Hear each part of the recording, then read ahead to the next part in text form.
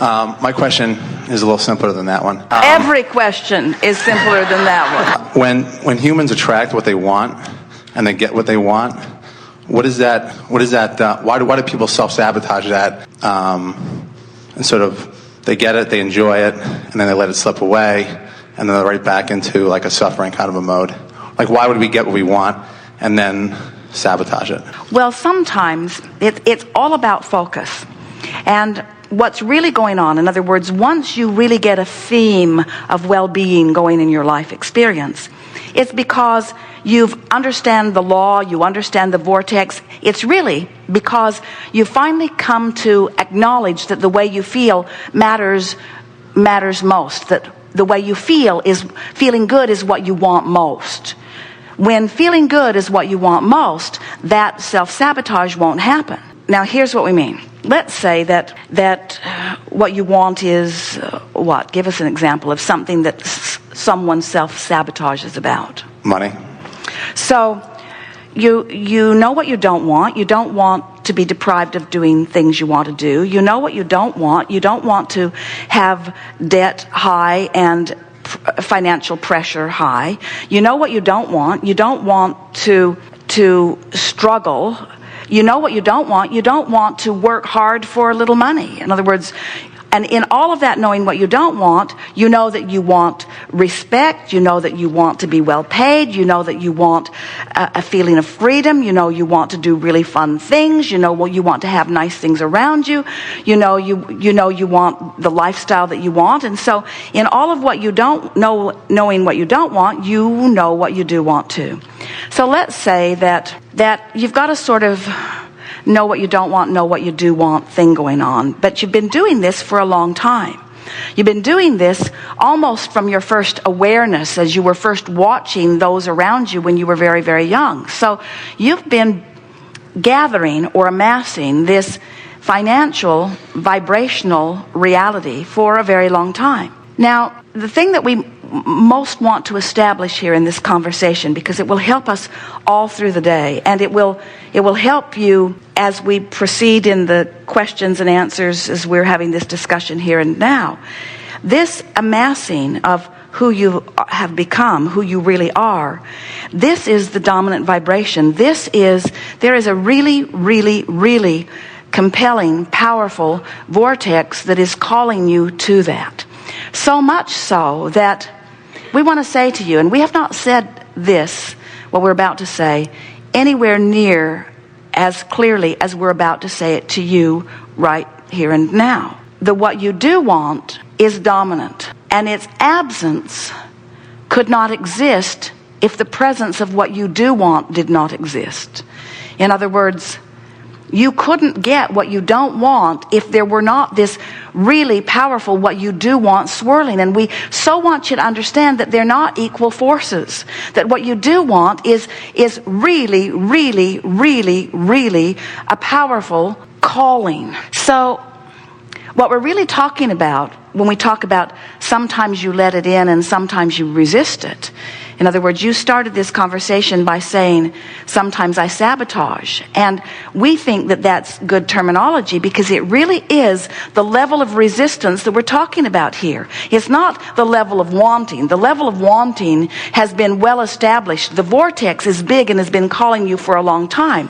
So it's not that you're weak on your wanting when things don't go well. It's that you're high on your resisting. So the direct and specific and such good answer that we want to shout it to you in response to why do I sabotage what I want? Why do sometimes I get what I want and then I turn around and sabotage it is because your level of resistance ebbs and flows. Sometimes you're more resistant, sometimes you're less resistant. You're less resistant when you're distracted from big issues. You're less resistant when you find something that you really, really like and you focus on it a lot. In other words, you fall in love or you get some really good sports team that is doing really well, that gets you to focus on it in a stronger way than usual. In other words, your resistance goes down when your team's winning. Just because the natural ebb and flow of what you give your attention to is less resistant. So really the key to a more stable experience is to understand what resistance is, to understand what it feels like in the early subtle stages, and to do your best to not do that thing you do that holds you in that place of resistance. Our favorite analogy relative to resistance is a cork bobbing on the surface of the water is, in our analogy, where we want you to be vibrationally. It's where you are with no resistance. It's pure positive energy. Now, you can hold that cork under the water, but it doesn't want to stay there. When you stop doing that thing you're doing that's holding it down, it will bob right back to the surface. And when you stop doing that thing that's holding you away from this vortex, the vortex will take you to it. So well-being is way, way, way, way, way, way bigger. It's evident as you look around your planet. It's evident as you look at your physical body. It's evident as you look at in terms of mass consciousness, but it's even evident when you look in terms of individual consciousness. The well-being is huge in relationship to the not well-being. So now, let's have more discussion about... I guess my concern was that you think you want something, you get it, and then you resist it because maybe it's not what you want in the first place, but well, I do actually want it. It isn't like that, though. It's that you wanted the financial well-being, and you were distracted enough that you got into the vicinity of the vortex, and the vortex took you in, but you weren't practiced enough inside the vortex. So your habit of thought was more outside the vortex than inside the vortex, and so at first the manifestation was enough to hold you there for a little while, but something that you're seeing in terms of manifestation is never enough to hold you in the vortex, because that's really an important distinction. You've got to get vortex muscles. You do. You have to practice being in the vortex even when there's no compelling physical reality reason to be in the vortex. You can't let what is, most people want what is to be so good that all they have to do is just look at it and they'd automatically be in the vortex. But because of the contrasting nature, and most important, because of the evolving, evolutionary, motion forward nature, you just can't get lackadaisical about your thoughts. You have to train your thoughts there.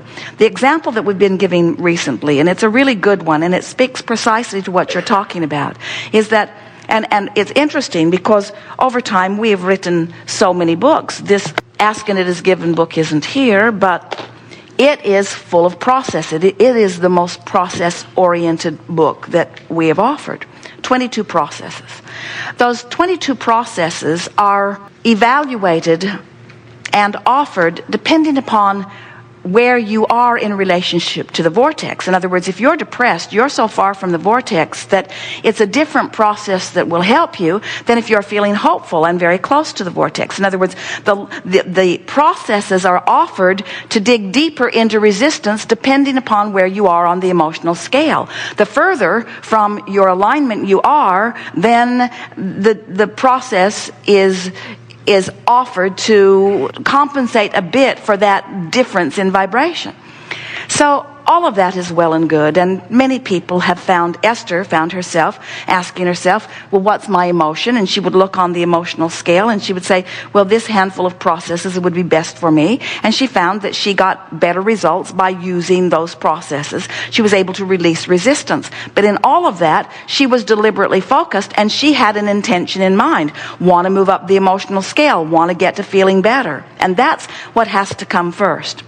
But recently, we've been approaching these processes in a different way. And this speaks so powerfully to what you're talking about as we play with these affirmation cards. Now, these are the money and law of attraction cards. So they speak precisely to the question that you're talking about. So let's say that you recognize that you're in a place of resistance, and you are feeling extra concerned because you were on a path of improvement and slipped back from it, and so now you're actually using words like self-sabotage as you're talking about it, and you say, I need to take this bull by the horns and do something about it. I think I will go to an Abraham seminar. I think I will go to an Abraham seminar, and I will buy an Abraham product that will really help me to... And so So what applies to me? Oh, money applies to me. So you pick up these cards from this place of feeling particularly irritated about sabotaging yourself, and you set out to make things better. You say, I can make a career of living happily ever after. You got to be kidding me. We're each responsible for the thoughts we think. Well, why not just rub salt in my wound?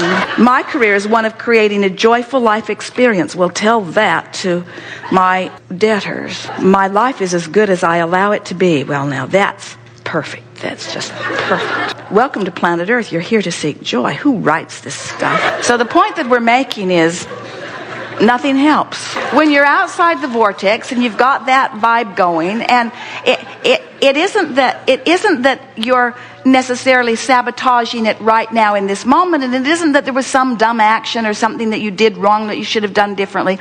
It's only that your habit of thought relative to money is more about the problem than it is about the solution because of what you've been observing. And while you can distract yourself from that from time to time, still the way you deeply feel is that money comes hard, and that maybe some people who have it got it in ways they shouldn't, or in other words, they are just habits of thought that you've been practicing that are just stronger within you. So this is what we're recommending relative to affirmations. Don't try to use an affirmation from outside the vortex to get in. All it will do is make you dig in your heels and defend like you've done to your mother for years. In other words, it's just the way that it always works out. Have you ever had someone, you have a different opinion than someone that you are debating or even arguing with, and the more they tell you what they know to be true, the more you know they're not right. And the more you dig in other words, there is this defensiveness that you've sort of learned that makes you defend where you are. And what that defensiveness, now we want to really explain that defensiveness, because it comes from very deep-seated, very well-meaning, and actually very valuable roots. It comes from the roots of knowing that you are good, and knowing that you are free, and knowing that you do create your own reality.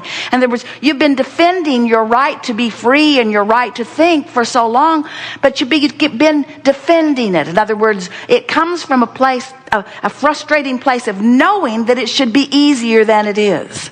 So here's what we're recommending. Now, all of these processes, use them if they help you, and sometimes they do. But what we are really wanting you to understand is that sometimes, without even knowing how you got there, you find yourself in the vortex. Maybe you're watching a sporting event. Maybe you're playing a video game. Maybe you're thinking about sexuality or sex itself. Maybe you're having sex. Maybe you're eating something that's good. Maybe you're listening to some sort of beautiful music. Something, the face of your dog is particularly captivating you. Something has taken you into the vortex. And you realize that you're there because your heart is lifting just a little bit. You have that moment where you just feel that lightness. And what we want you to do is recognize that you're in the vortex, and then contemplate how to milk that moment just a little bit. In other words, from inside the vortex, if you're in the vortex, that's the time to do 100% of your affirming. In other words, when you find your heart lifting, that's when you want to say, hey universe, this is it. This is how I want to feel. Keep this coming. This is what I like. Don't know exactly how I got here, but I'm liking this. I'm liking this. I'm liking this. I'm liking this. I'm going to try to hold this feeling as long as it's gone. But the fact that you made the effort to hold it that much longer, you practice the inside the vortex vibration. Let all of your effort be from inside the vortex. And as you affirm from inside the vortex, what you'll begin to notice is that baseline of where you are. In other words, here are your finances, and let's say that you've lived enough life that you've put your financial condition inside the vortex into a very powerful stream, and it's calling you in a very strong way, and you're hanging out on the edge of hope. In other words, if you're hopeful, you're close to the vortex, so it's taking you in quite frequently, and each time you're going in, you are milking it and acknowledging how you must be free of resistance and how you're getting the hang hang of this and how life is supposed to be good for you. Speak in general terms. The more general you speak as you find yourself in the vortex, the longer you'll stay there. The more specific you get on a situation that it feels problematic, the faster the vortex will spit you out. So get in there and be general.